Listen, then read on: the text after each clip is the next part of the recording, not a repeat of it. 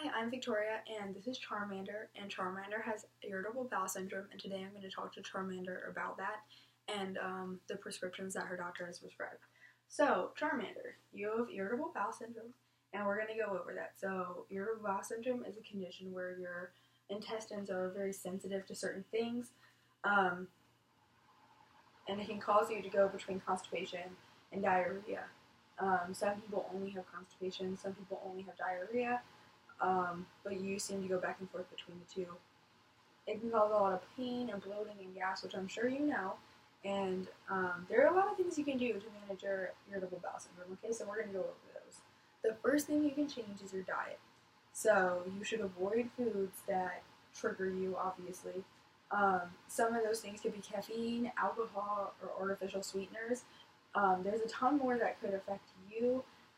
You just have to know kind of what your body doesn't like so much and what it responds well to. And I'm sure you'll get the hang of that over time. So, but caffeine, alcohol, and artificial sweeteners are a good place to start. The next thing you need to do is make sure you're eating enough fiber. So you're a woman, so you need 25 grams of fiber in your diet every day. And Charmander just asked me what are some good sources of fiber. And so Charmander, some good sources of fiber are whole grain breads and cereals, and fruit. Those are excellent sources of fiber. You can also take over-the-counter fiber. Like there are some powders you can mix in with your drinks. You can get like fiber, like little chocolate bars. There's tons of ways to get extra fiber in your diet. I would definitely recommend. I know when I've had gastrointestinal issues in the past, I would use the like the fiber, not the fiber one. It's like this green package, and it's powder that you mix in with your drinks, and you just take like a tablespoon and you mix it in with a drink, and you do that like twice a day, and that's a good way to get fiber in your diet. I would recommend doing it with food, but if you can't get enough just through food alone, you can do those added over-the-counter things. Another thing to make sure you're doing, especially with irritable bowel syndrome, is make sure you're having enough water in your diet. Most people don't have enough water in their diet. A good rule of thumb that I was taught when I was little was you should drink half your body weight in ounces of water a day. So if you weigh 120 pounds, you should cut that in half and then put ounces behind it, and that's how much you weigh. So half of 120 is 60. So you should be drinking 60 ounces of water a day. A great way to do that is get like a 30-ounce water bottle and drink it twice a day. So the next thing we're going to talk about is over-the-counter medications. So your doctor has prescribed you or has told you to go buy certain over-the-counter medications. Some of the ones, so you need maybe a fiber supplement, laxatives, Imodium, and Pepto-Bismol are also sometimes recommended.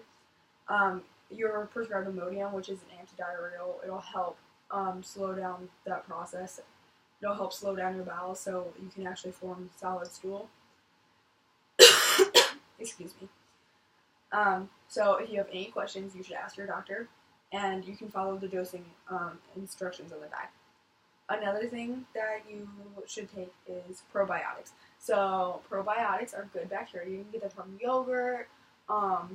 Yogurt is probably one of the best food sources of probiotics. You can also eat cheese that has it in there. So many dairy products. You can also take. There are many like probiotic like supplements you can take. So I have this one. It's Digestive Advantage probiotic gummies. If you're an adult, you're supposed to take 2 a day. Sometimes if my stomach's upset, I'll take 1 or 2. But yeah, it's a really great source of probiotics. I would definitely recommend going the yogurt route. But if you're not getting enough in your diet or you feel like your stomach's upset, then I would definitely recommend taking probiotics or some sort of over-the-counter supplement. Okay, and the last thing you can do to help manage your IBS is stress management. So I know that you told the doctor that you have a lot of stress, and that can cause the IBS, and it causes a lot of the flare-ups, and it can trigger you to change from like going from constipation to diarrhea and vice versa. There's a lot of things you can do. So I would recommend exercise. Exercise is great stress relief, and it's great for everything else too. Like um, it prevents you from getting diabetes and a lot of heart problems. Um, it opens up your lungs. It's great for your whole body. You can also do yoga, which is a form of exercise, medication, taking a bath, just taking a minute, reading, listening to music. But yes, I would recommend personally exercise, taking a minute for yourself. Do you have any other questions? Yes, she wants to know why she was prescribed Prozac for her IBS. So, Prozac has been studied on for irritable bowel syndrome, and it's been proven to reduce symptoms of IBS. It doesn't work for everybody, but you prescribed it, so you can try it out for a little bit. I'm sure your doctor would want you to come back and talk to him if you had any issues about issues with the Prozac. Um, yes.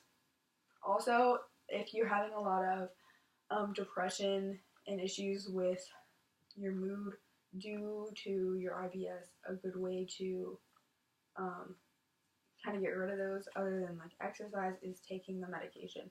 So it'll help with your calls and it'll help with your symptoms. Okay? Okay, Charmander, have a good day. Thank you.